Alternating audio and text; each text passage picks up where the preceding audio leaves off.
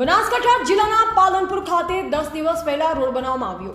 જિલ્લા પંચાયતથી post office જતો road થોડા જ વરસાદમાં તૂટી ગયો તેવા સમાચાર મીડિયા દ્વારા પ્રસિદ્ધ થયેલ, જેને લઈ કોન્ટ્રાક્ટર દ્વારા આજે ખાડા પૂરવામાં આવી રહ્યા છે। ખાડા પૂરી ભ્રષ્ટાચાર દબાવવામાં આવી રહ્યો છે। ખાડા પૂરવામાં આવી રહ્યા ત્યારે દરેક અધિકારીની ઓફિસ સામે હોવા છતાં કોન્ટ્રાક્ટરને કોઈ જાતનો ડર નથી।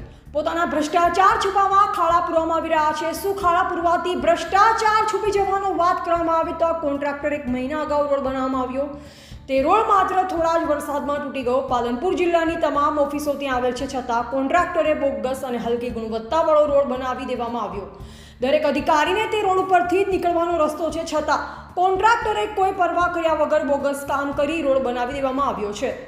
આ રોડ વરસાદમાં તૂટી ગયેલ તે રોડ ઉપર ખાડા પૂરવામાં આવી રહ્યો છે। શું અધિકારીઓ તપાસ કરી આ કોન્ટ્રાક્ટર ઉપર કાર્યવાહી કરવામાં આવશે ખરા? જો ઓફિસો પાસે રોડ બનાવવામાં આવતા હોય તો બીજી જગ્યાઓએ તો કોનો ડર? મન ફાવે તેમ બનાવી અને સરકારશ્રીના પૈસાનો દુરુપયોગ કરી પોતાના ઘર ભેગા કરતા આવા લેભાગો કોન્ટ્રાક્ટરને તપાસ કરવી જરૂરી છે। એવા જગતસિંહ સોલંકી, પાલનપુર।